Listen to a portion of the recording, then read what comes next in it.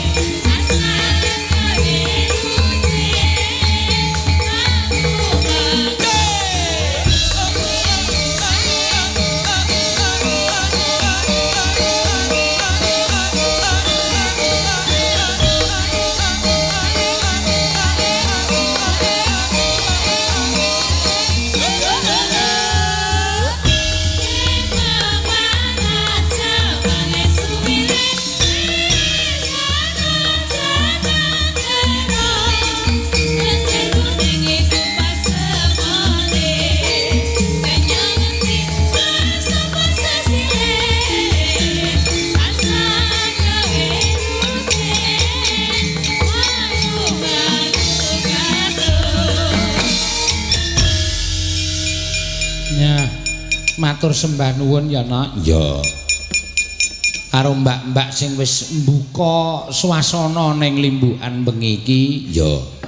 Sowan menyang endi? Dusun Kadilobo Nak. Ya.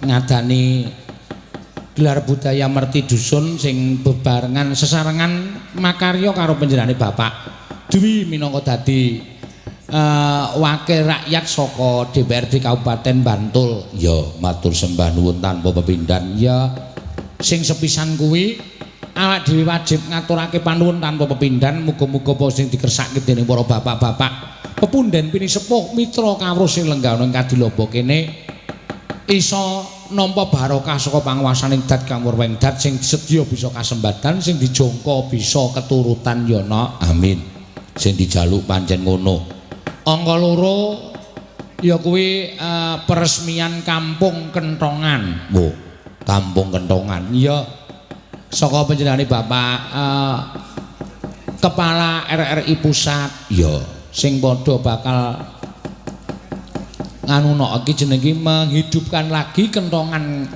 kanthi tondo-tondo werna-werna sing lumantar Kentongan iso dingerteni iki eneng gempa banu bencana alam iki eneng apa kuwi tandane dhewe-dhewe oh ngono ya titir lan sak piturute ya mula sore mau wis wiwiti karo panjenengane Bapak Kepala RRI Nasional ya angka sak banjure siaran wayang kulit iki disiarake RRI Nasional tegese iso dirungokake seluruh Indonesia oh iya matur sembah nuwun tanpa pepindhan ya Mak iya kaya ngene iki nggone peduli marang wayang no dhewe matur suwun tanpa upama dene siaran iso dirungokake ana ing Aceh ana ing ngendi apa jenenge iki Laladan wetan-wetan lan sak piturute no iya matur suwun ya Mak sembah nuwun tanpa pepindhan bengi iki wis kelakon sowan ya muga-muga apa sing dijangka dening panjenengane Bapak Kepala RRI malah mau wis wekas kanu paling pangandikan karo aku kalau bisa bekerja sama selalu disiarkan kuwi luwih apik oh iya ngono ya Mak iya ya iki wujudake keludhangan sing apik tumrap awake dhewe iso dimidhangeti karo sapa-sapa lumantar tekan kono-kono ya sing urung iso nyekel HP lumantar radio iso midhangetake sing wis iso nyekel HP ya nonton lumantar streaming no ya pancen ya bener ngono Mak iya iki eneng dusun Kadilobo ya bengi iki beda karo adat saben pendak-pendak sing dadi bintang tamu kuwi pelawak utawa dagelan ning bengi iki wayangan sinambi siraman rohani waduh sinambi siraman rohani ya ki ana suwijining bapak kiai sing wis bola-bali campur karo awake dhewe Pak Burhanuddin nek ora kleru asmane no iya iki kiai ya sinambi gecul wah iya ya ora apa-apa Mak wah ning penak no pengendikane iki penak ya pengendikane iki iso ditampa dening para masyarakat pengendikane kuwi iso dirasake tenan tur ya wulang rei ya becik tumraping uripe para penonton sing padha lenggah iki nek kepareng midhangetake kang kanthi tetela bab-bab sing sepele nek dionceki dadi sawijining pengajaran utawa pelajaran sing apik tumraping urip oh ngono ya Mak iya ya diaturi tindak nggondak wektune selak entek panjenengane ora iso ngendikake bab-bab sing wigati tumraping penonton ya awake dhewe sak kanca. Lah iya. Mergo kanca-kanca wiyaga kuwi ya butuh siraman rohani. Iya. Ya pancen ngono ya Mak. Kudu disiram rohanine men padha eling karo sing gawe urip ya. Ngucapake syukur karo sing gawe urip dene wis diparingi rejeki ingkang melimpah. Amin. Ya wajib ya Mak. Iya. Yo diaturi anu jumeneng lenggah madhep para penonton kana no. Ya monggo. Diaturake.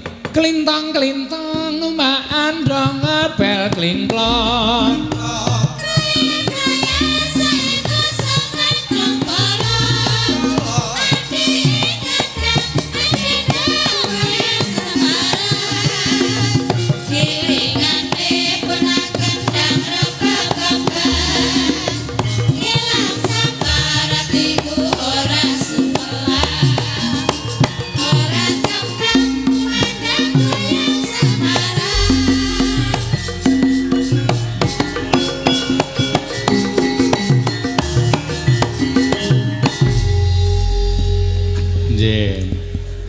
Burhanuddin ya monggo nggih ya limbo assalamualaikum warahmatullahi wabarakatuh waalaikumsalam warahmatullahi wabarakatuh ya nyuwun ngapunten ya cange nggih nderek sowan melih mboten napa-napa Pak Kyai mboten napa-napa krana ya kula pisan ditimbali kalih Pak Duwi nggih dalam rangka syukuran lemuni syukuran le hasil dadi anggota Dewan Melih nggih kok niki wau oleh ngendikane yu cangik lemuni karo peresmian Kampung Kentongan nggih saking Bapak Kepala RRI Pusat oh nggih berarti kampung riki kebak Kentongan ya sak tutuke barang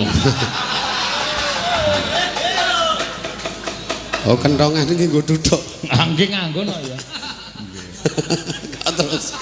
terus sak tutuke lah ya cetha sak tutuke apa ya ming Kentongan tok nyatane Kentongan tok ya kapiran je nggih lur gitu nek Kentongan tok kan kapiran nggih lha Kentongan tok niku misalnya wonten bahaya wonten terus nuthuk nganggo napa gitu lah nggih wong ora bahaya wae Kentongan ki ya butuh dituthuk sih kok nggih butuh dituthuk karo meneh jenengan leres le ngendika niki ya kudune ana nuansa maupun suasana yang berbeda nggih saben-saben kula ndelok jenengan kok ming dagelan wae nggih ketoke mengkur ngono-ngono wae kaya kula iki kaya ora dibutuhke kae lho ketoke dadi ora patek osito nggih padahal kula ndelok iki nek lendagel biasane karo kula iki jane kualitas kula jane asline nggih oh jelas no ya Mbak ngene kaya yo cangik iki jan muni sesuk ngundang meneh ming lali kok seprene ya ora oh lah lambene seraben iki muni sesuk ngundang nek seprene tak enten-enteni alus padahal kula ngerti jadwale lho edian ra tau prai suwe-suwe ngledak ning tengah lapangan kaya aku ya ngono ya ora ngundang ya diparingi sehat to Mbah ngono oh insyaallah jelas insyaallah sebabe terus terang sing iso nyerap rawuhe warga masyarakat dibanding liyane iki nek kula arani ya jenengan yo iki ngantek karo pengajian we menang jenengan tenan karo pengajian we menang jenengan welok tenan kula niki arep mlebu iki we tobat nggih welok tenan nek iki jian karo pengajian we apik jenengan iki nggo bentuk perkara apik nek apike niku tetep apik pengajian mula saene nggih kudu dicampur ngenten iki ya Pak Kiai nggih sing bener ngeten niku ana tontonane wonten tuntunane betul jenengan tugase ngundang warga masyarakat terus kula tugase ngoroki kupinge warga masyarakat nggih kan kudu ngono leres lah nggih lah ya nek wong-wong riki terutama Andilobo sak kiwa tengene kula kan rada hafal nggih nek diundang pengajian nggo pengumuman ning masjid ora do teko kok wong kene iki menan iku ora do teko ning dianeke wayang masjid ra nyiarke lho iki masjid ra nyiarke mlumpuk kae semene nggih mbuh wong-wongane iki kok ngopo ngono lho iki mula sing apik sing ngundang jenengan nggih nggih ta nggih terus sing ngoroki kupinge kula leres nggih terus engko sponsore ya kaya Pak Duwi barang ngeten kok ning ya arange wong lomo kaya Pak Duwi iki ya arange nek mobile teng brangkang ning do cedel-cedel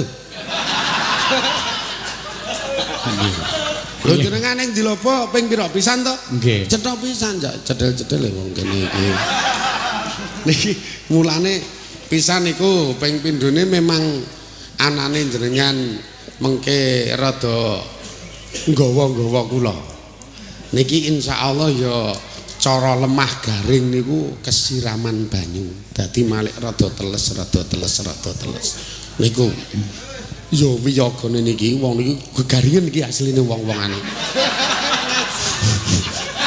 walah nek rasirami rada bahaya iki engko gegaringen tenan nek cara wedhus niku weruh suket garing dadi yo mung bayang-bayangke ning ora iso menikmati Niki ra tekan nek sanepa sing mburi niki wis ra tekan niki pikirane rada cendhek-cendhek. Niki dadi memang perlu disirami jenenge. Ning yo raming wiyagane yo cangik luwih penting kuwi disirami kuwi. Ketoke sing paling parah mah yo cangik ta. Yo mula nek wonten kesempatan ngenten iki memang kula butuh disirami tenan, Pak. Mula. Niki anane syukuran niku men supaya ora ming sekedar seneng-seneng sebabe ngunggah wayang ning ya karo dibalekke sejo maupun niate syukuran niku rak matur nuwun marang Gusti. Nggih. Lah kok matur nuwun lho nek jenengan gelem mencermati sakabehane sing dumadi sakabehane sing aja ditampa niki rak saka Gusti. Nggih.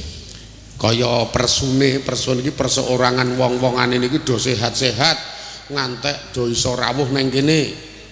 Le rawuh niki ya ora gratis. Tetep dijali duit ning ngarep kono mau. Parkir niku ya mesti lah nggih kula ya ming cerita kok. Kula we dijaluki kok piye diantenan. Kowe diantenan iki aku.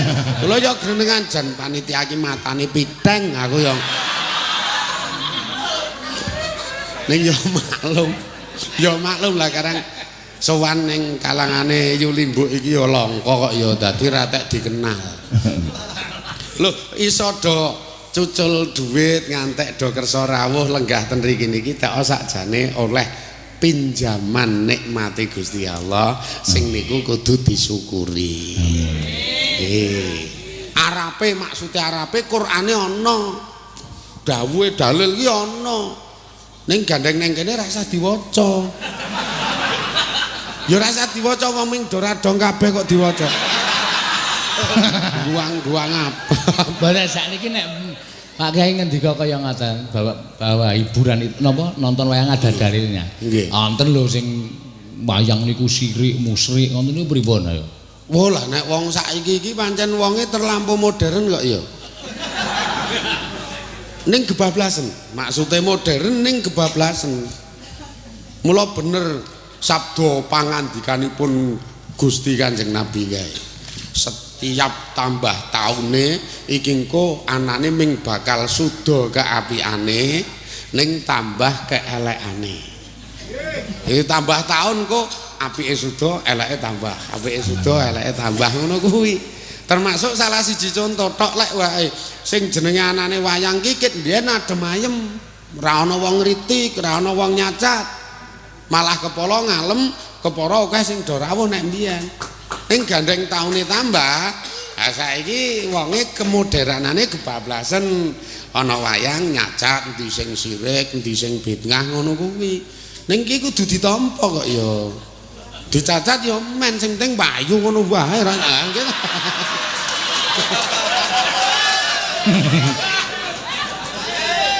Ya lah wong sing nyacat karo sing ora ya nyatane akeh sing ora kok. Bener nggih. Wah nek wani nyacat ning kene kita gebuki wong akeh sampe. Tenan. Wong lagi seneng-senenge kok dicacati to. Ayo sak digebuki tenan kok ya. Mula kula ora melu nyacat kaya.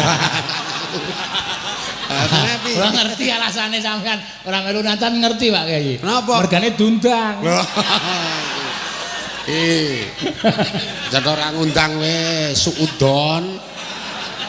Mboten niku sing jelas niku wong sing nyacat niku krana pisan asline ngelmune cethek, wawasane rada sempit.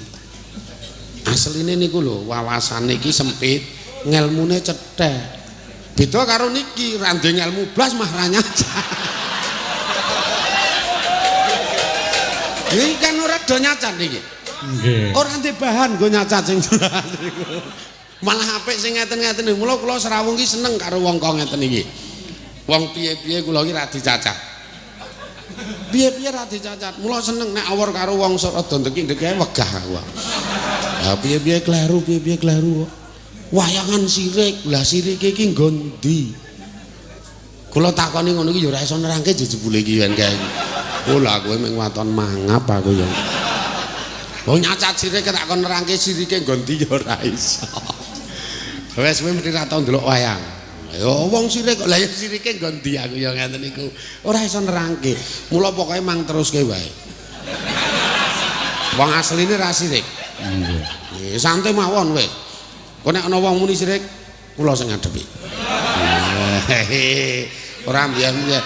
Ning yo kerep nggawa kula. Iya apa ya meng.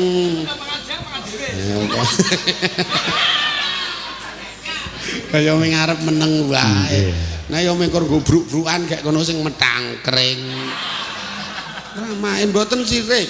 Ning niki iki jenenge nek menurut Sunan Kalijaga mbiyen. Nggih. Niku cara wong arep menyampaikan satu misi niku rak kudu iso ngumpulke wong akeh.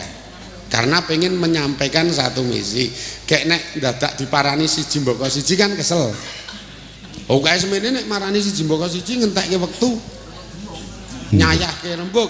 Mula terus le menyampaikan misi niki kudu butuh alat. Lah nek Sunan Kalijaga niki alate wayang niki masalahe budayane wong Jawa niku salah sijine wayang iso mlumpuke warga masyarakat teo dienengke wayang. Lah Sunan Kalijaga numpak wayang tek nalika wis mlumpuk monggo wayang dilekasi nek ora dilekasi engko ndak do mulih. Nah niki nek ora dilekasi ya do mulih Ji. Kowe iki mau nek didelok jam 11 ora lekas limbukan, wo do mbacot lho gawe asline. Tenan. Nek kur ceritane jenengan sing ngarep wae iki ora tek ngerti iki wong-wongane iki. Sing penting limbukane Ji. Nek kula rada kuwatir, waduh lah kok Antasena we iso lan kuwasa nundung drona. Ha iki engko gek-gek aku ya ming ditundung, aku ya ngono. Aku ya ngono. Wah, iki rada bahaya iki. Terus kula mikir jero iki ya men supaya ora ditundung iki piye ya. Kudu nyiapke menu sing enak. Ning menune apa aku ya ngono kuwi. Lah sing paling apik ya wis pokoke menu sing enak. Apa ndelok suasana. Ki ngaten niku. Mula santai mawon kula ming numpak wayang kok ya iki. Numpak wayang terus iso menyampaikan misine jenenge siraman rohani. Nomor 1 sing paling dibutuhke niku leda syukur. Mulane do syukura. Wis dikei contoh karo Pak Dwi sak kanca-kanca karena mekoleh nikmat wujude hasil dadi anggota dewan terus niki syukuran. Gandeng kaitane karo anggota dewan iki yo cange. Anggota dewan iku rak tok lek golek duit. Nek Indonesia kan tok lek golek duit. Anggota dewan iku yo engko istilahnya nggawa aspirasi warga digo munggah terus engko piye carane didukke meneh. Ning kan tetep dilongi kae, medune kae. Wene ora kaya ora nduk uang lelah, uang keringat, uang bensin. Lah kudu dilongi kok ya. Sak miliar iki engko medune 700, sing 300 nggo uang bensin karo uang lelah. Mula rasa gumun nek anggota dewan ki sugih-sugih lah karang ya potongan bensin wae kae semono kok ya. Ning yo men wong yo ora kleru mbok yo men kuwi urusane kono kok. Salahe jenengan yo ora dadi anggota dewan. Mula yo seprene kere terus ra wis-wis. Gandeng le syukuran terkait karo hasil babakan duit, mula mengke le syukuran kudu cucul duit. Lah nalika cucul dijipratke yu cange sak krone, sak anterone iki. Ning warga ra diciprati. Akhirnya warga golek dhewe nganggo parkir. Mula mbok kanca kenal wae tetep bayar. Lah kok bayar kanca lho, le wayangan ming pisan bar iki ra ono. Lha muni ngono kuwi cek. Lah tenan. Pinter tenan kae warga kae yo. Nggih. Iki lho yo syukuran ki ngono kuwi. Nek kaitane karo duit le syukuran kudu cucul duit. Nek kaitane karo panen le syukuran kudu nyebarke utawa kudu ngelongi panenane dikeke wong sing ranti sawah. Nggih. Niki nek kaya jenengan ra umum panenane mbuh iki engko lek arep syukuran. Tak entenane njajal. Nek ora arep wadul karo LSM mau. Niku lho syukurane ngeten niku. Oh nggih dadi sono panen dhuwit nggih syukuran cul dhuwit. Panen pari nggih syukuran cucul pari. Lah sakniki petani panen pari apik ning gerduming cerita. Cerita karo kanca-kanca rondo. Alhamdulillah lek panenku apik ning tanpa mrebel sithik-sithik. Lah karang sing jak cerita yo lambemu muni apik yo tanpa ana apa-apane we. Lah karang atine diceritani alhamdulillah lek panenanku apik. Jawabane ning ati karo njikuki jimpitan kae untalen dhewe. Asli ngono kuwi aku melu mubeng kok aku iki. Aku ki melu mubeng dadi krungu. Muni ngono kuwi. Nggih. Mula jenengan nek kepengin ra dirasani sinden, ora pengen dirasani wiyaga, mengke yo ditambahi lah. Ngewangi jenengan iki lho aku iki. Yo ngewangi jenengan lho matane mbeyuyut ndak bengi melek ndelok jadwale ra lere lho jenengan iki mripate do mbeyuyut.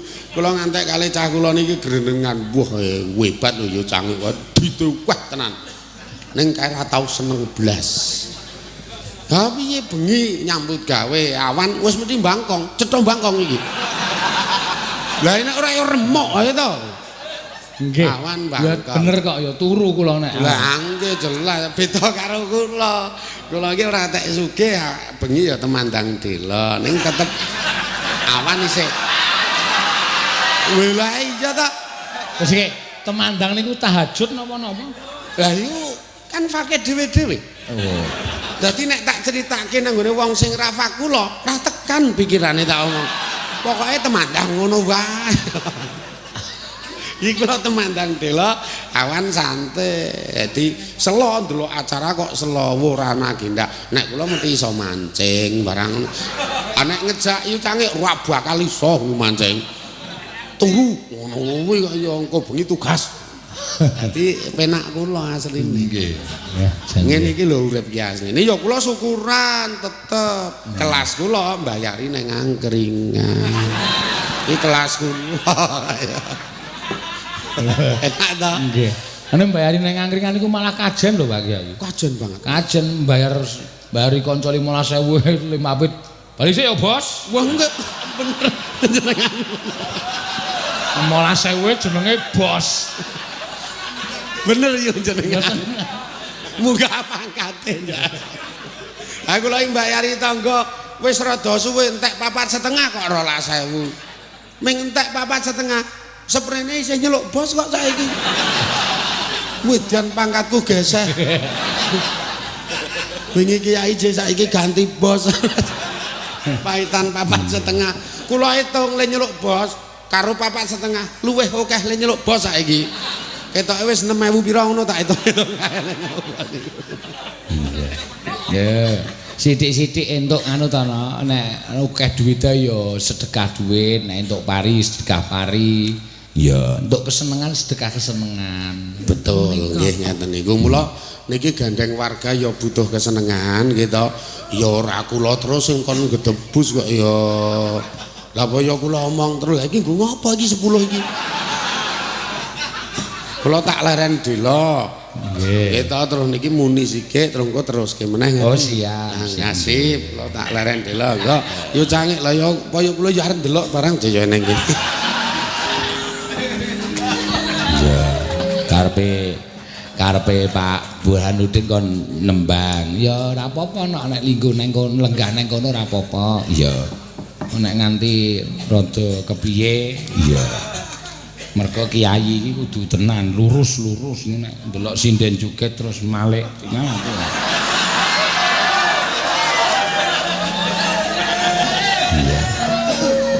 Iya Mak. Mumpung ana nawala ya dari warung mie ayam 99 Jalan Paratitis kilometer 14 lagu iling-iling Banyumasan. Oh iya. Gubuk Asmara ya sinden Mbak Tatin ngono ya. Assalamualaikum nyuwun lagu Langgam Ali-ali saking Siluk 2. Iya. Wah. Ki apa iki? Nggih. Caping gunung.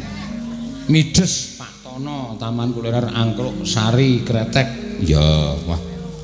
Iki madai plastik kowe. Nggih, matur sembah nuwun. Iya apa iki? Njaluk lagu kok sandok.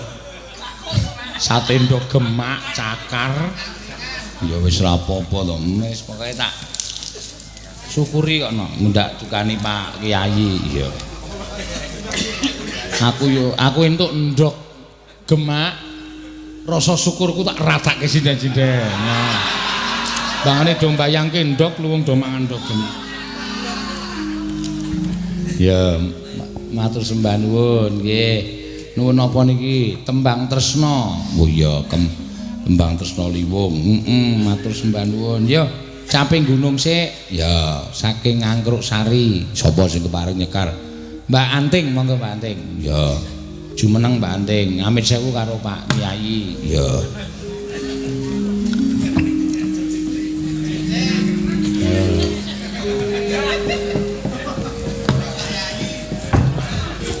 Assalamualaikum Pak Ustadz. Yeah. Nganti lali. Pripun kok merengas-merengas? Sik Pak Burhanuddin nganti lali. Assalamualaikum Pak Ustadz. Uluk salam menjawab itu sama-sama mendapat pahala. Anjenengan lali ming. Iya, iya.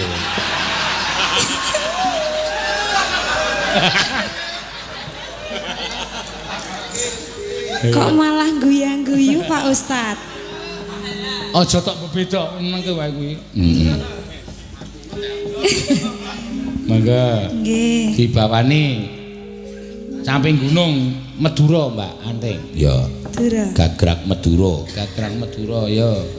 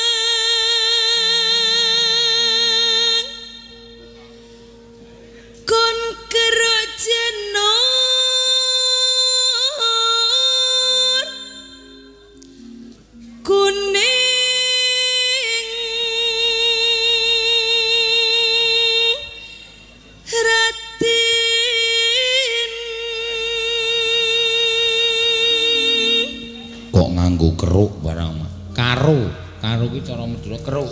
Oh.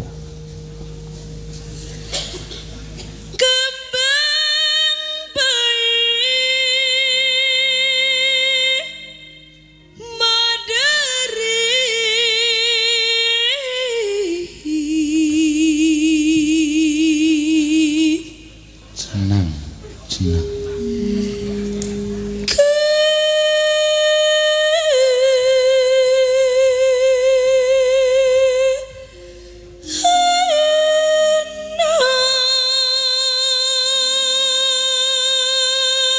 Mriki nggih wonten Pak Kiai, penonton sing kudu disiram rohanine nganti resik nika. Sapa Mak? Ki Dalang Surono.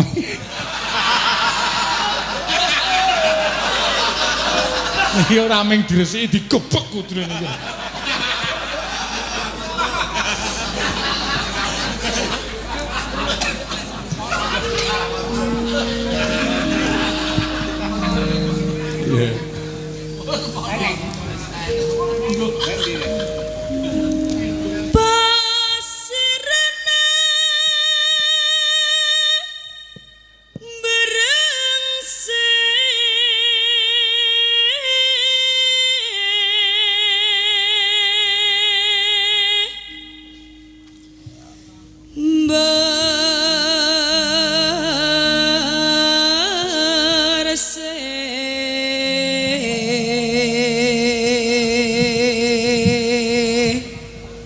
Ya iso lho, Lek Surana insap.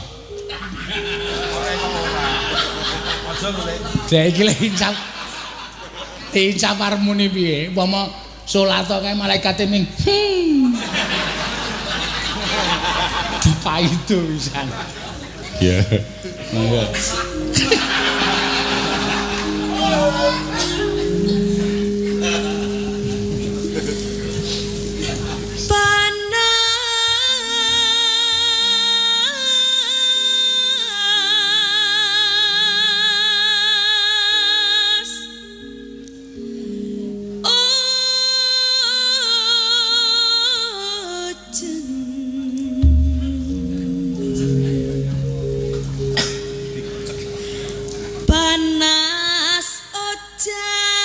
Ojan Aleng-aleng aleng sing kok dadi ngayojan barang salah ya Pak De ayo benerke seko panas ojan heeh aja dicampuri Jawa sing kok Jawa aleng salah panas ojan leng-aleng sayang cepi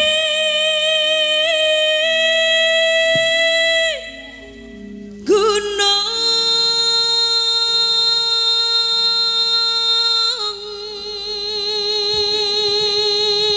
ya mangga ya misowa capek gunung sayang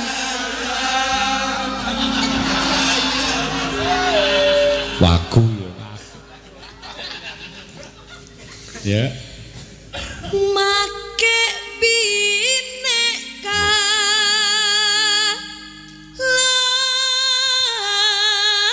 laben make binek kalaben lake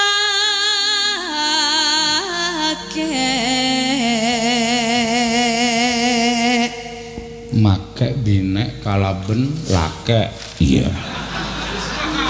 iya apa kuwi basa Madura kono nek ten mriki napa Pak De ora ngerti aku Pak Ustadz lake niku wes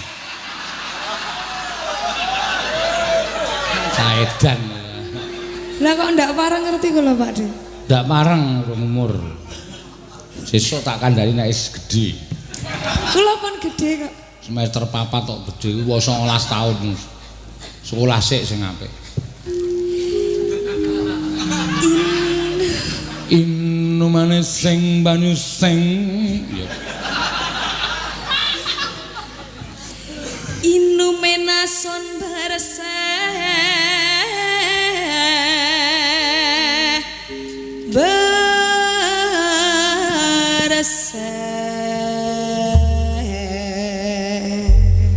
Inumane son bersih inumane banyu bening ya nang kono ki omongane bersih ki bening oh iya ya mangga Pak De kula sungkan nek arep joget ora apa-apa kowe anggere lamit karo Pak Ustad kelamit kula jenenge joget amit nggih Pak Ustad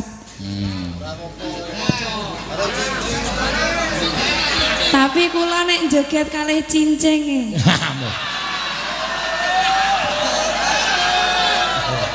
pripun Pak De ora apa-apa Pak bapak iki wis kaya ngono kuwi wis dianggep nek kaya sing rohanine ora kuat batine ora kuat weruh kowe cincing wis do mbungahi waduh lha Pak Ustad wis ora disama berarti kados Mas Keswan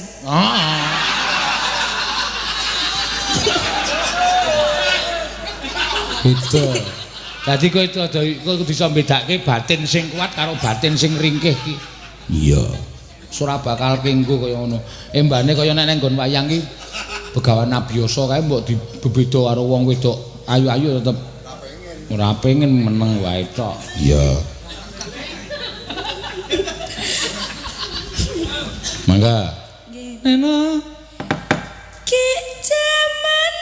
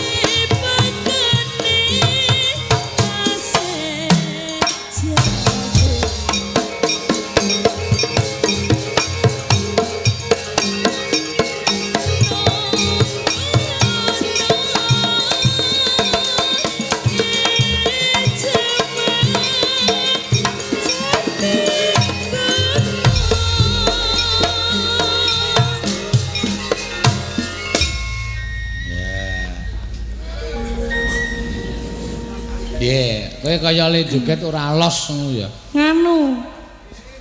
Napa niki monitore pas kendare muni mboten mireng. Monitore apa? Mic. Nggih. Ya sesuk kowe tata dhewe wae mangkat sore. Senengane diwaduli kaya.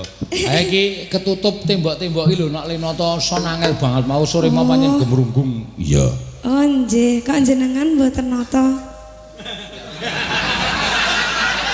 Maksudnya aku teko dhewe kok nata son ngono. Ora, maksudnya menginstruksikan. Ya aku ora ngerti nggone kok ngerti-ngerti ya wis teko iki mau kok. Iya. Mula nggon ngene iki pancen tukang son iso mumet ya lho ikut mau sore isih mingar digedhekke bengung dicilekke ora krungu. Iya. Ora iso los ya mak buangane. Ora iso mantul tembok kuwi ngrekoso. Oh nggih. Wis pokoke anggere kowe tetek wae. Nggih. Kowe nyanyi wae ra ketang. Wis ora apa-apa mangap-mangap tok ra metu suarane ra apa. Penonton ngertine wedan iki wah mikir kurang seru iki. Ya, mangga yuk. Sekar bisa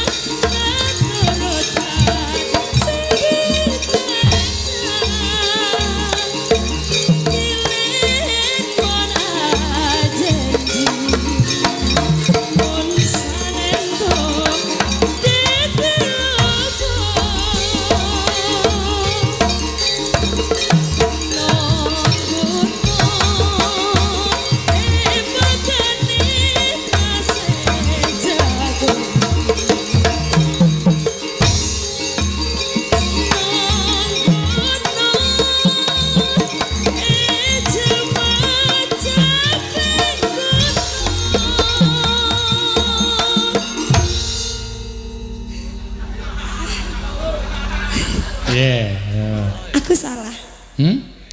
Kula salah wau Pakde. Ora apa-apa. Mboten napa-napa nggih. Gak apa-apa. Isih sak kowe iki kulino salah. Iya.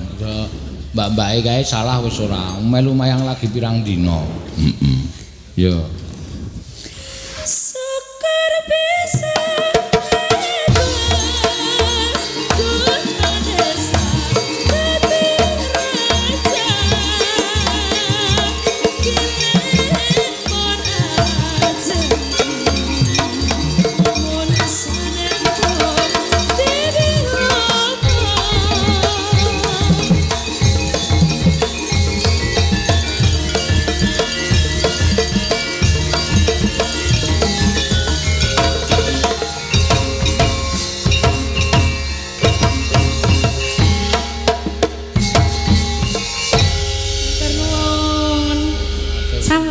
Sampun. Sampun Pak Ustad. Iya, Pak Burhanuddin asmane. Pak Ustad Burhanuddin. Yo, iki Pak Ustad arep joget. Wus.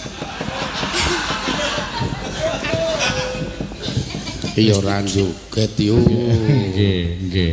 Kula iki yo joget ning kan ning ruang khusus. Ngandel ora. Ning joget ning ruang ngene iki yo ora asik kaya. Ora asik sing jelas iki. Nggih. Mula sinden-sinden ki engko nek butuh joget-joget. Lah kula ya ora tau weruh, Cik. Nang omah ra tau joget, Cik. Nggih. Anu penyegar. Dinggo penyegar. Nek cara omongane wong-wong sing ramutu-ramutu niku lemune nggo vitamin ngono kae lho. Ning ya semen jak awor wong akeh kok ya. Nggih. Awor wong akeh iki rasah nuntut kesempurnaan. Ning ngendikane yu cangik lemune awor wong akeh iki ajur-ajer ngono kae nggih ta? Nggih, kudu iso ajur-ajer pokoke. Iya, pokoke srawung iki aja membatasi. Nggih leres. Ajur-ajer iki napa to? Ajur-ajer iki pun ajur iso dijur meneh dadi ajer. Nek menapa ajur-ajer niku, Pak? Nah niki malah balik. Iki jan ketoke ya jebul ya ora teksip. Mula kula niku takon. Kula niku nek tumrap kula nek pikiran kula isih iso nggo mikir, tangan kula isih iso nggo dikobahke, sikil kula isih dienggo iso nggo mlaku. Takon niku mboten wonten wektune entek. Ngelmu niku mboten wonten wates. Betul nggih leres. Ning ya delok-delok sing ditakoni. Nggih, sing ditakoni iso ora ngoten to. Nggih, terus waton ming arep mojoke wong. Cetha ora iso takoni. Padha-padha bluk. Ngawur. Nggih, wah. Matur sembah nuwun, Pak. Nggih, Ustaz. Iya, iki mau ya ora ketang kaya ngapa sing jeneng pertunjukan iki ku mawa keindahan. Mula nganggo joget barang iki men indah disawang. Sing joget ya men baradan iku salat sunah. Sunat sik ning dheke wis salat ngasar. Bareng bar komat, lho, aku wis ngasar ya. Kancane iki jenenge rak mboten dong. Nggih, niku berarti ra maca niku. Wah, kudune kan belajar dulu. Ra maca. Wis dadi sing maca karo sing ra maca padha iki berarti ketemu. Kena meneh. Padahal ngeten yo canggih. Sakjane anane Gusti Allah niku gawe per taun ora munda apik tapi malah munda elek. Iku dunyane lho. Nggih. Taune karo dunyane ora wong-wongane, nek wong-wongane dipersilakan arep apik apa elek monggo. Ning dunyane karo taune itu ora munda engko akeh eleke. Sebabe napa? Ning kono ki ana rahasia Gusti Allah niku pengin mujudke janjine sing jenenge dina kiamat. Allah niku rak wis taun janji bakal nekake utawa bakal ndumadekke dina akhir. Dina akhir utawa dina kiamat. Lah nek donya lan taun iki saya engko mundhak apik, rak mah ra sida kiamat. Apik kok kiamat. Kan ra dadi ngeten niku. Mula saya engko donya lan taun iki saya elek ben supaya janjine Allah mujudke dina kiamat ki hasil ngono lho niki. Lah saiki karek wong-wongane ketemu taun sing mundhak elek iki arep melu elek. Apa namanya diri tetap eksis le apik kan ngeten niku. Ki do meneng wae krasa kok ya kayak iki doen iki. Krasa doen wis mulai bingung saiki. Ayo. Si anek kudune yo. Nggih. Taune elek ya wis men, dunyane elek ya wis men. Ning tulung wong-wongane iki tetep apik. Lah apike piye?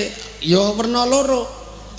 Ya apik ngapiki sing gawe urip, ya apik ngapiki sepadha-padha. Kuncine engko nek kita pindah saka donya ning alam pemburine niku, ning kono luwih penak bangane ning kenene.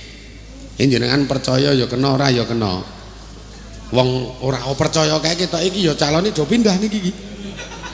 Tetep pindah iki. Ketok kok wong-wongan iki. Lah apa ya ning kene terus ayo ora iso to. Kabeh kan mesti pindah engko. Ha pindahane iki men penak. Iya ana sing maido kalau. Ana sing ngomong kaya tau pindah. Lha muni ngono kuwi ya wae. Sakarepmu maido tetep pindah maido kae. Hamen supaya engko pindahe penak niku kudu nglakoni werna loro. Nomor 1 apik karo sing gawe urip, nomor 2 apik karo sepadha Padha. Nggih. Iya jajal. Iki karek jenengan iki lek arep gawe apik piye? Lah le apik marang Gusti piye? Terus le apik marang sepadha-padha piye? Iki engko butuh wektu amba. Nek tak terangke terus kepenakan sindene. Ya iki engko ming meneng wae kok ya. Kene ya butuh rada ndelok sih. Mula le nerangke engko wae sing penting ayo terus kele rada olahraga. Nggih. Enggak diterusi sithik enggak. Ya, Mbak Tatin gentenan. Ya. Kene sing nyuwun gubuk asmara Mbak Tatin. Ya.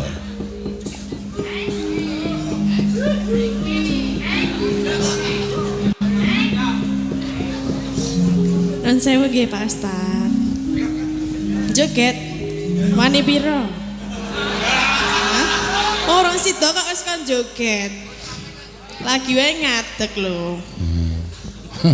Ki termasuk anu Pak Ustad niki termasuk dunyane saya elek, menungsane ya saya elek niki. Kok aku lho?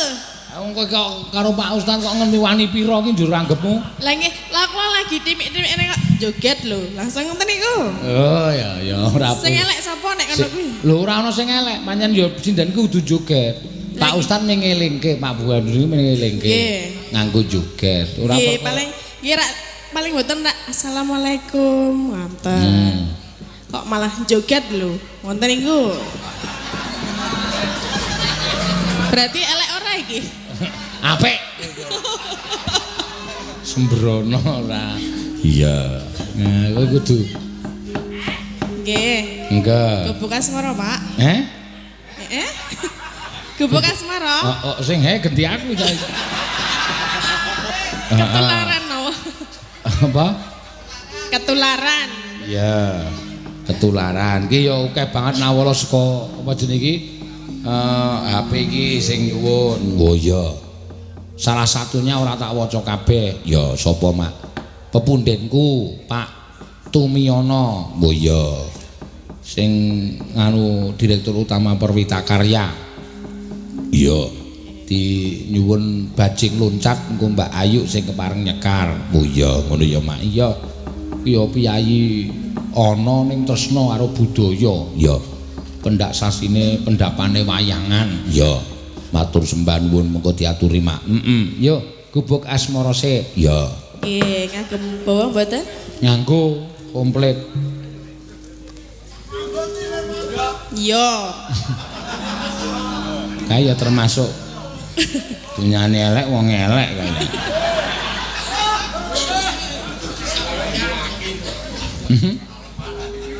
Nyingkar nyingkur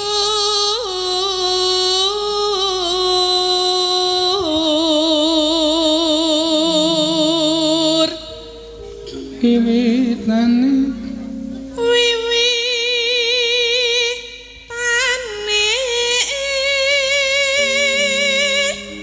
nyingkar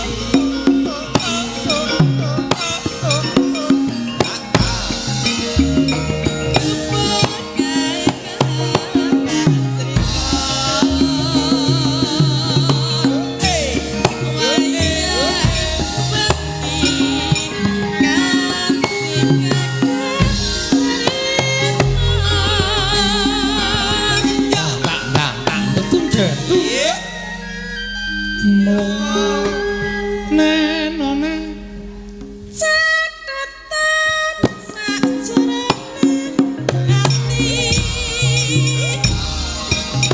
ati kata luntur sayang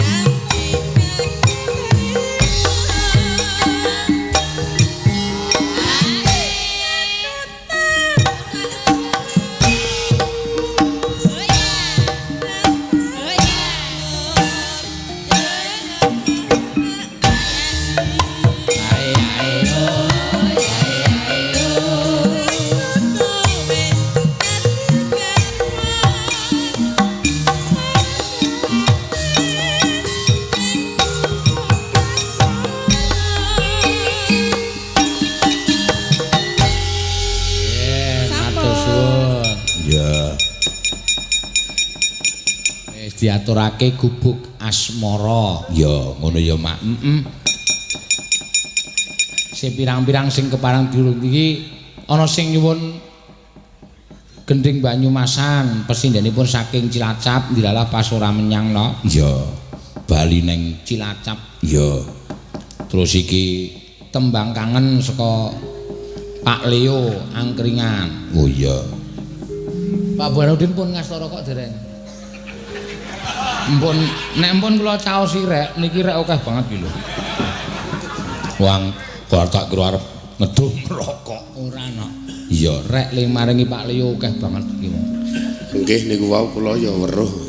Nggih. Mula bener ya cangik iki ya sehat karo lemu lah ya jamune ndak bengi rek. Rokok ngono dadi ya pengkoh. Lho, kok hubungane rek napa kalih awake lemu niku? Lah ya mbok menawa jamune to niku ki. Wong ndak bengi selodorane rek mok grubyuk saka mburi. Wah, ampuh tenan. Nggih. Niki nganti turah-turah rek sak ombyok. Iya. Kaya iso marai lemu. Ya paling perkiraane Pak Ustad omben-ombenamu gas rek.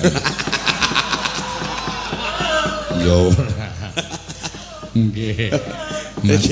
Niki wau jan niki kula mong sindene jenengan iki kula mong Gendeng Sindan iki profesine nyuwara karo joget. Piyambake tindak ngadeg terus ten mriki kula omong ngemong niku joget lho. Niku malah nyemes kula muni mah joget donge uluk salam apa piye ngono kurang ajar to tak pikir-pikir iki. Dimong sing malah ngeles. Aku kula ki arep uluk salam ki ragu je asline iki iso jawab ora engko ya aku ya ngono je mau ki. Kene iki tamong mah ngeles. Nggih niku pancen rada kurang ajar niku Pak Ustaz. Iya. Niku sinden bermuka mak lampir ngene. Iya, galake ora jamak-jamak nggih. Nek ya wis iso ngaturake gubuk asmara ya karo ngeles Pak Ustaz bareng. Alhamdulillah nggih kula ya seneng. Warga nika ya seneng nika warga. Ning seneng niku wau kula krungu grenengane sing rada mburi mbok ya anu nggo nguripke wong sing do ngantuk-ngantuk kei tembang sing rada rancak-rancak. Rada rancak pripun? Rada keras ngono. Ah, rada sing piye ngono kae lho. Oh, ora gending-gending rada tumuwa ngono kuwi. Nek rada tumuwa gending. Oh, jelemune lagu kuwi iki lemune omongane wong radong ki tumuwa. Gubuk asmara kok tumuwa? Ayo omongane wong radong ya ditampa wae jak ngomong wong akeh, Dik. Gubuk asmara niku lagu sakniki kok rada tumuwa pripun? Lagune sakniki ning cengkoke kan terlampau halus. Oh, ora ngoten dadi nganggo cengkok sing anyar. Iya. Ya coba ya dirada dijedet-jedetke sithikno. Ya, ayo Elisa, tumrun Elisa. Ya. Arak ngono ta, sip ya. Nggih. Ya. Nggih, nun sewu nggih Pak Ustad. Nggih. Niki Kak sing keras-keras niku sik pripun to? Ya wis pokoke anggur kuwi rada keras. Oh ya, anggur kok keras to? Muni anggur ora. Anggur ki mblenyek ya. Apa? Keras ki watu, kuwi keras. Anggur ki mblenyek dipincet ngono ya kaya telek padha. Kaya telek piye? Iya, kaya telek maksudnya kaya telek. Iya. Enggak keras, keras si watu. Nah, atos. Aro sing rada sopan ning ngarepe Pak. Oh nggih, kula kedah sopan nggih, pangapunten nggih niki. Waduh, mancen niki kula niku dasare rada petuk. Dadine nggih di ngapura mawon. Nggih. Batine Pak Burhanuddin ki mesti iki wong apa? Nyandang Jawa kok omongane itu Iya, ya wis ben apa-apa. Ya, kowe ngaturke pamundhutane Pak Leo iki sa. Napa niku? Tembang kangen maksudnya. Oh, tembang kangen. Oke. Wow. Ngangge bawa mboten. Nganggo bawa. Oh nggih. Men iramane rada keras kuwi karepe Pak Ustad ana sing grenengan mbok sing rada keras-keras. Iya, ayo ngecor. Ayo. Mangga. Aja turu sore kaki. Ya nyuwun pangapura karo Pak Ustad. Niki soalé blasteran Pak Ustad tadi. Iya kula blasteran. Dados kula niku blasteran gembel karo wit. Apa? Gebas wedhus. Nek jare Pak Seno ne kuwi. Aja tak omongke wong kowe iki tak apusi kok tak omongke. Engko aku dukani Pak Ustad. Ngurusi dene kok kurang ajar. Blasteran gembel ro gibas. Lah ya dosamu to beratine? Hah? Dosamu kuwi ne beratine ora pareng menungso e wedhus. Ayu-ayu e wedhus. Wedhus iki ana sing ayu kok ya. Ono ya. Wedhus iki pipine ndi? Oh ning ya ning kene ne. Lah. Lah ning endi? Mburi kok ya. Kok iso? Wedhus kae mesti nek ngambung mesti mburi. Oh iya ya. Kok iso ya bener. Ya tak ambung mburi e. Aja. Lah kok kowe patrape kaya wedhus. Menungso kowe lho, kowe iki menungso, dudu wedhus. Karo dalang menekke patrape kaya wedhus kuwi. Lah ya attitude kuwi lho. Ora apa-apa, aku wedhus ra. Patrap.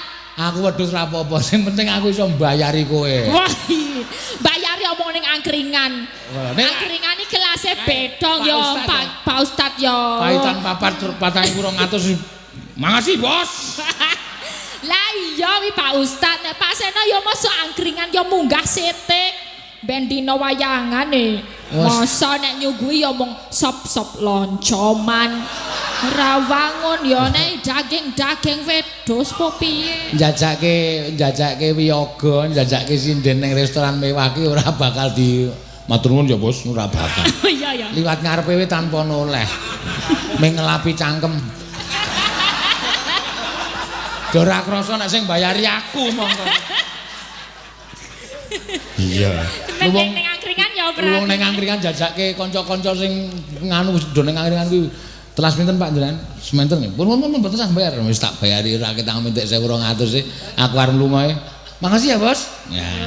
Wis gila. Kajen ya, Pak. Mban jajake sinden le njukuk mbungai.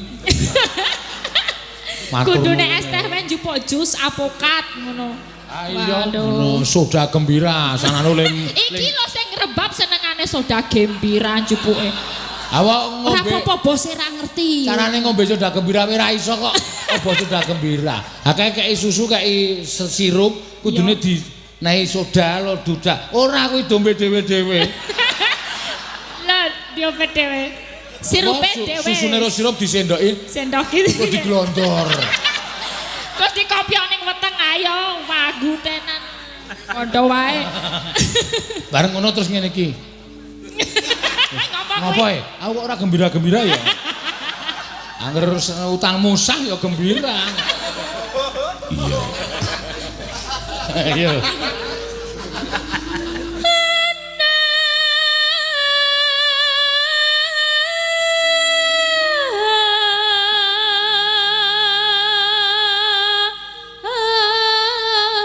Dewa nganglang jagat.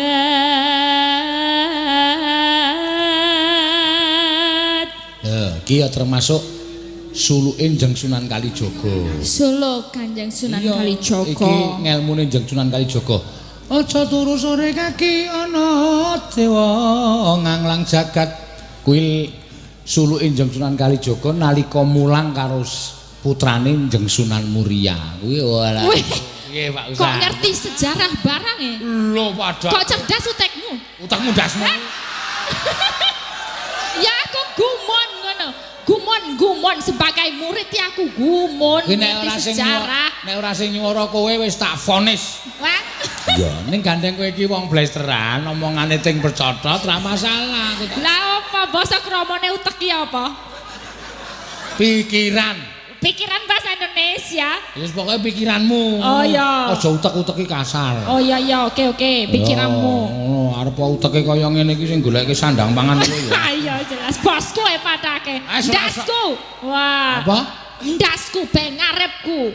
Senajan aku brutu kowe ndasku. Bener. Bener. Ndaski pengarep kok. Pengarep. Dale wis adong wis ben. Demben kae malah ngunek rektore ndas kampus model. Ya sing ya apa-apa. Sesuk dibenerke sing pendenge. Ya sesuk tak. Kok diulang ya ora tau nggatekke kok. Iya. Nyangking bokor kenca nane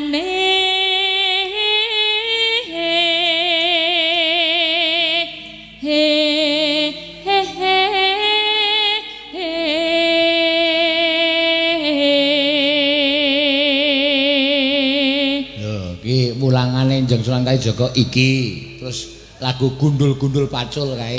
Oh, gundul-gundul pacul. Itu juga dalam apa jenenge artinya dalam sekali. Oh, ilir-ilir.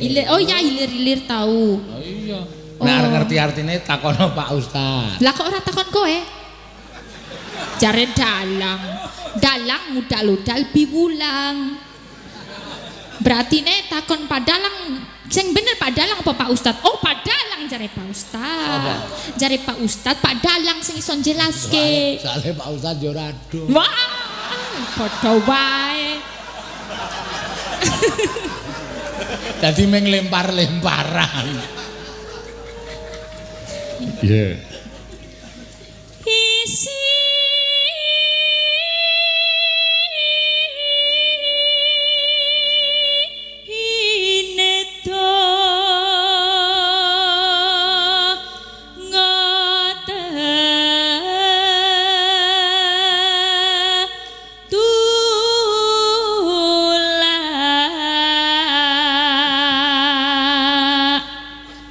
sandang kelawan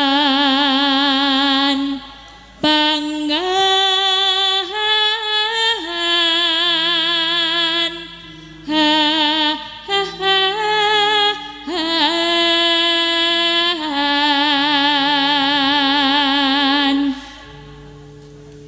yo iku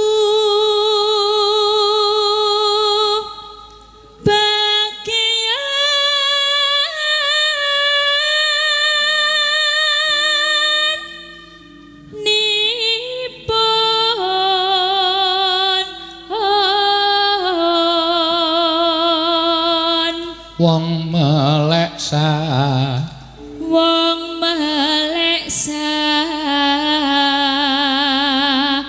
barna rimo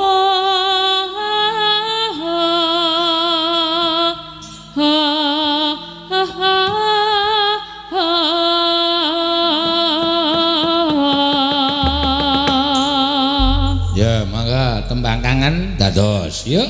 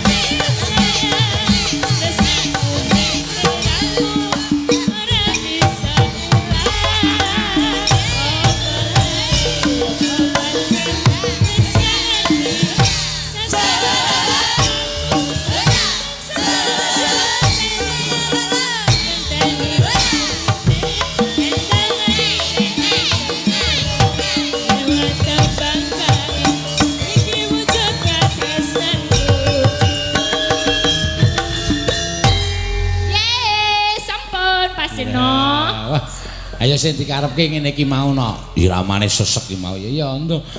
Ten kendangane ya iso nyelikke tenan. Tak tundang. Ro gendro. Iya, kuwi ya termasuk zamane saya elek kowe melu saya elek. Ora ana ming pisan iki nek aku arep melu apik nek iya. Mbudukane. Ya satu kata dua patah kata saka Pak Ustadz mengko terus ditutup karo Mbak Ayu. Ya monggo Pak Anubar Burhanuddin. Paring pangandikan ingkang kagem sangu para lenggah, para sutresna budaya. Ya. Matur nuwun. Engko ndak selak wengi. Nggih. Pokoke kahanan kaya keten iki seneng ya seneng ning aja ngantek lupa diri. Nggih. Ya tetep kita nglungguhi le dadi kawula.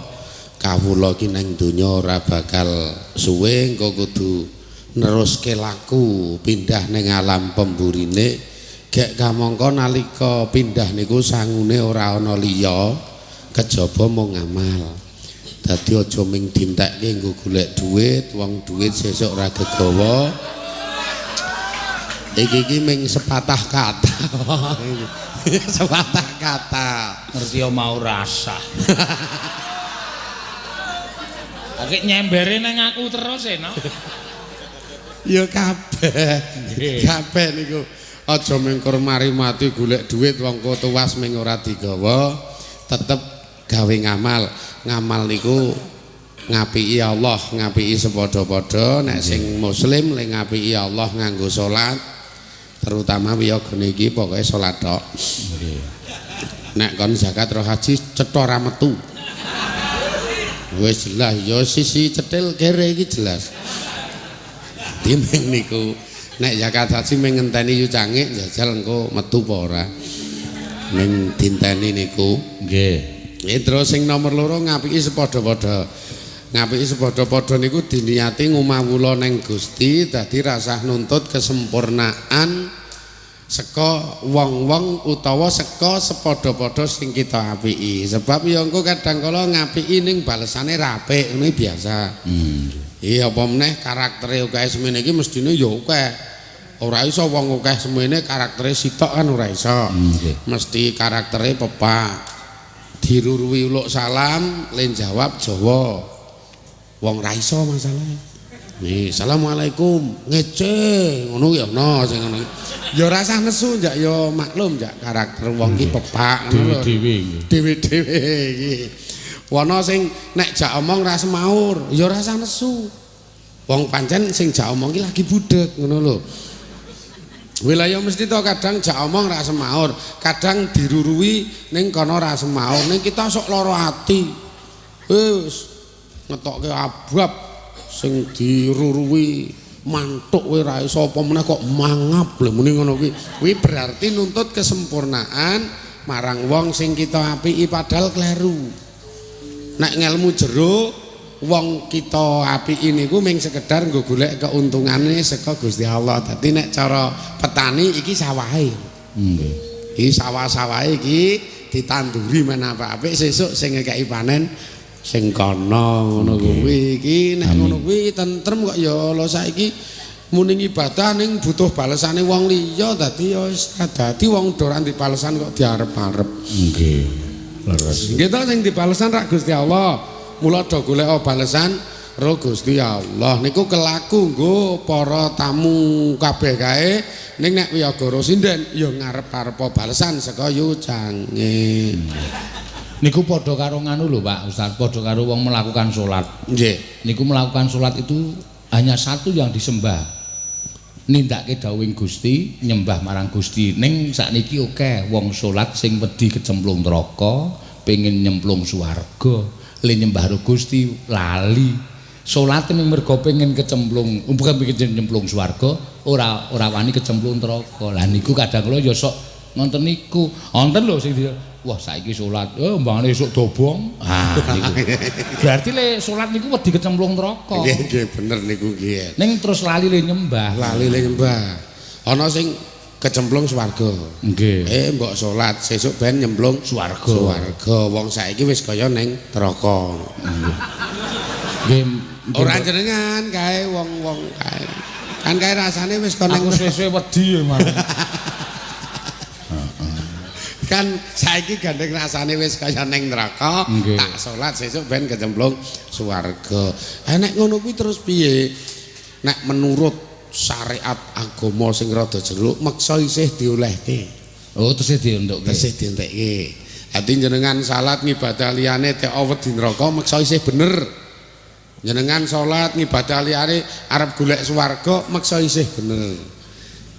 Jenengan nyambut gawe niki niate pokoke golek swarga meksa isih bener. Sing ra bener ki salat ning teko arep golek lan nginceng anake imame kuwi ra bener.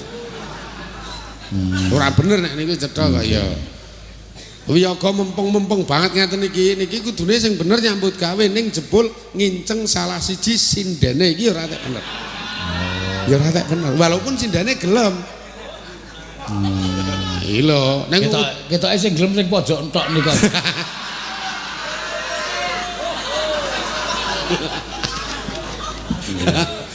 Ya wis pokoke ngono kuwi ae. Nggih. Iki wanti-wanti kula, ayolah sing rukun sing sayuk, rukune warga masyarakat niku niate arep golek swargane Allah ngono wae. Nggih. Wis ora kok arep bengkerengan gara-gara dipaham beda terus do bengkerengan. Sing ora cetha kaya negarane nggone dhewe sing saiki ngaten iki rak teko do ora paham ngibadah.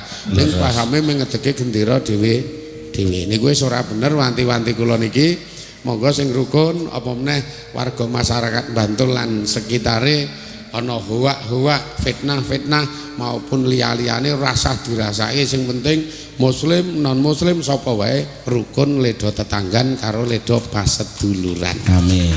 Niki ingkang dados satur kula monggo dipun terusaken muga-muga wayang dalu niki keberkahan saking Gusti Allah. Amin. Lan uga warga masyarakat tansah dirahmati kalian Allah. Amin. Saya jembar barokah rezekine, sehat waras awak lan atine, uga bejo slamet donya akhirate. Amin. Assalamualaikum warahmatullahi wabarakatuh. Waalaikumsalam warahmatullahi wabarakatuh. Ya, wah. Nyenengke ya, Nak. Ya, Mbak Ayu. Ya jumeneng iki saka panjenengane sing nyuwun lumantar WA no. Iya. Penyanyi Pak Tumiyono Dirut PT Wijaya Karya. Oh iya. Salah satu BUMN di bidang konstruksi. Oh iya.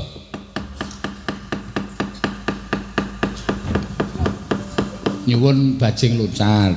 Kegem keremanan panjenengane Pak Tumiyono iki bajing loncat. Iya, ngono ya, Mak. Ya karo wayang ya senenge rajama-jama. Dene aku lagi bali saka taman mini lagi nang ngebis wis dibel. Kalau mayang lagi gimana? Ndak ada waktunya, Pak. Iya, matur suwun, Mak. Monggo.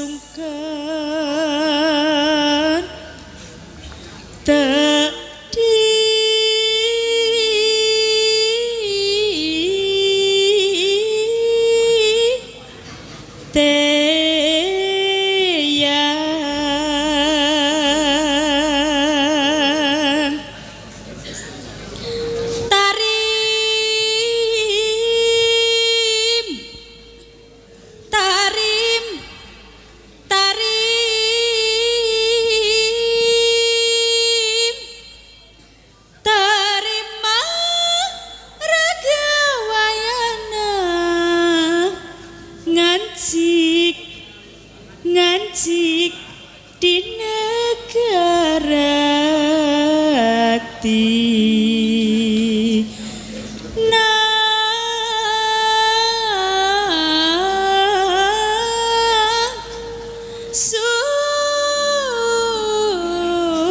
Sunda. Ya, mangga. Ya.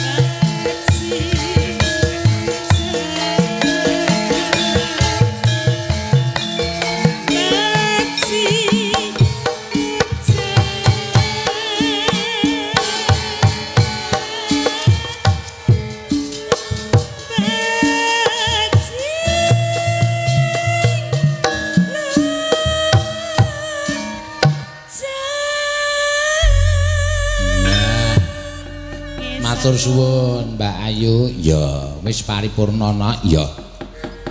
Iki apa jenenge iki? Tasakuran gelar budaya lan sak piturute bengi iki wis kelakon. Ya, tekan wancine bar rimbuhan ya mak. Ya. Karo apa jenenge iki le menggunakan kentongan ya distitekke tenan ya nak. Ya. Mergo ana bebaya, ana maling, ana kesusahan kuwi iso ditandani nganggo kentongan. Ya, mula bener Bapak Kepala RRI wis ngendikake yen to Kadilobo kene dadi kampung kentongan. Ayo diteruske nggone nglakokke crita bengi iki no. Ayo matak derekke mak iya nggir. Tan samar pamaring sukma sinukmaya winayo ing asepe sumimpen telenging kalbu pambukaning warana tarlen saking liyep layaping aluyuk pindha pesating sumbana sumusuping rasa jati